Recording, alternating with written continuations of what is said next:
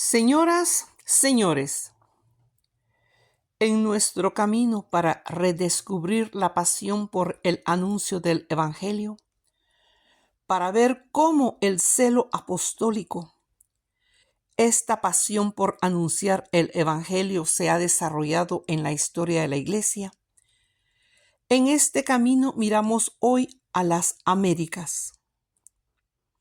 Aquí la evangelización tiene un manantial siempre vivo.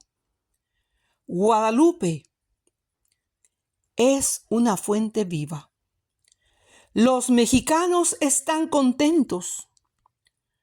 Por supuesto, el Evangelio ya había llegado allí antes de esas apariciones, pero desafortunadamente también había sido acompañado por intereses mundanos. En lugar de la vía de la inculturación, se había recorrido con demasiada frecuencia el apresuramiento de trasplantar e imponer modelos preestablecidos, europeos, por ejemplo, faltando al respeto a los pueblos indígenas. La Virgen de Guadalupe, en cambio, aparece vestida con las ropas de los autóctonos. Habla su idioma, acoge y ama la cultura del lugar.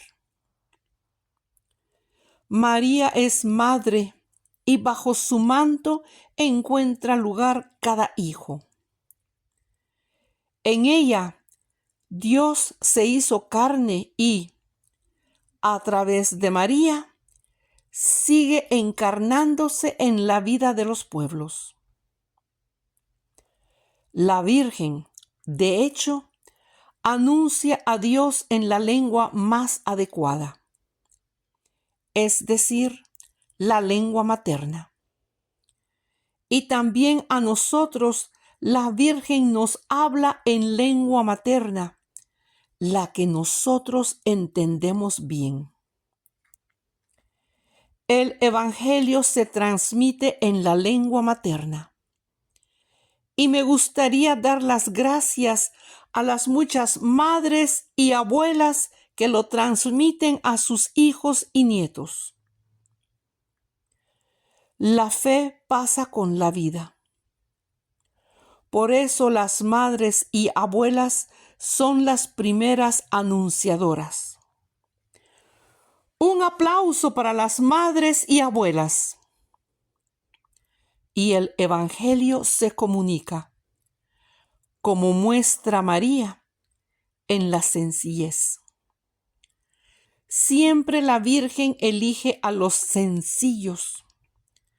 En la colina del Tepeyac en México, como en Lourdes y Fátima, hablándoles, les habla a cada uno con un lenguaje adecuado para todos, con un lenguaje comprensible como el de Jesús. Detengámonos entonces en el testimonio de San Juan Diego, que es el mensajero, es el muchacho, es el indígena que recibió la revelación de María.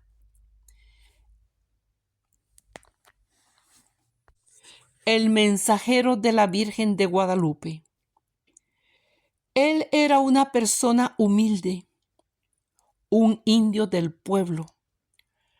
Sobre él se posa la mirada de Dios, que ama realizar prodigios a través de los pequeños. Juan Diego había llegado a la fe ya adulto y casado.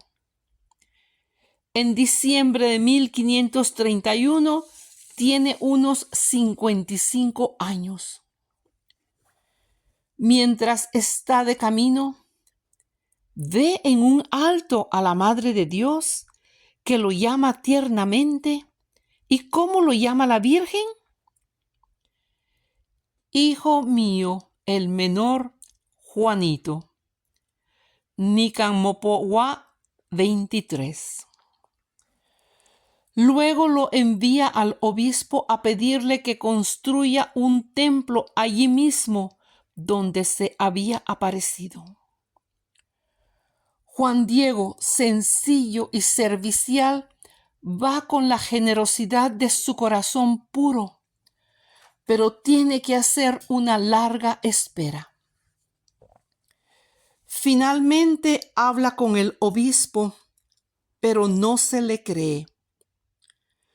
A veces nosotros, los obispos, se encuentra de nuevo con la Virgen, que lo consuela y le pide que vuelva a intentarlo. El indio vuelve al obispo y con gran esfuerzo lo encuentra. Pero éste, después de escucharlo, lo despide y envía hombres a seguirlo. He aquí la fatiga, la prueba del anuncio.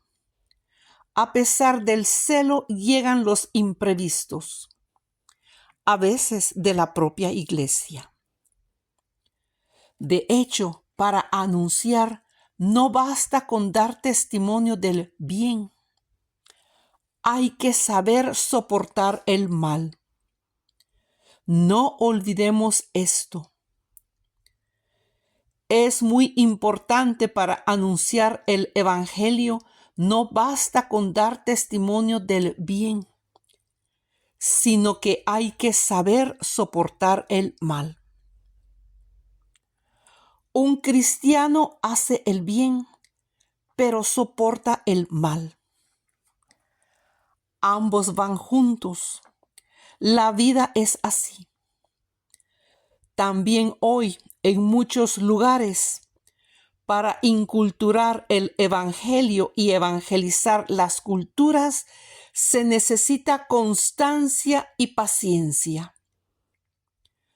No hay que temer a los conflictos.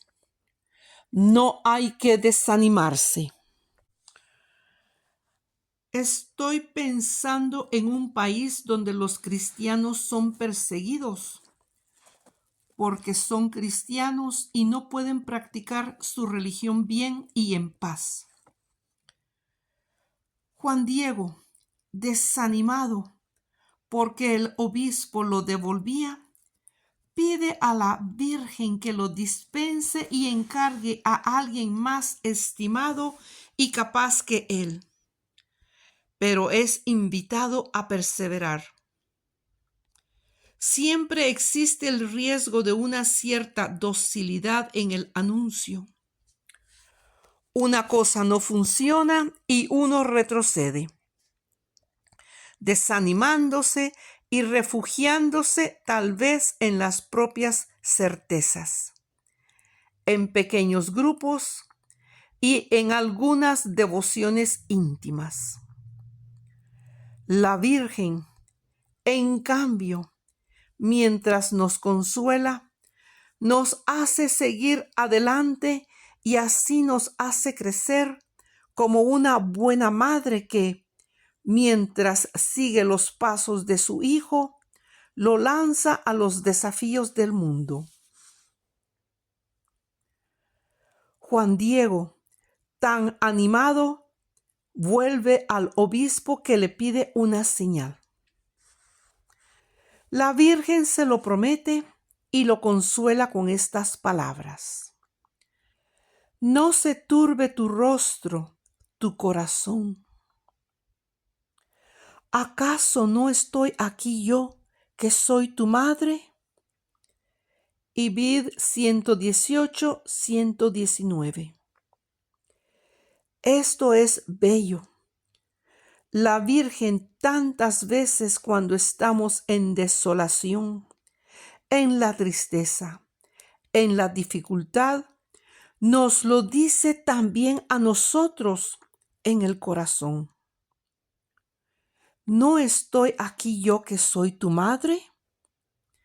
Siempre cerca para consolarnos y darnos fuerzas para seguir adelante. Luego le pide que vaya a la árida cima de la colina a recoger flores. Es invierno, pero a pesar de ello, Juan Diego encuentra unas preciosas. Las pone en su manto y las ofrece a la Madre de Dios, quien lo invita a llevarlos al obispo como prueba.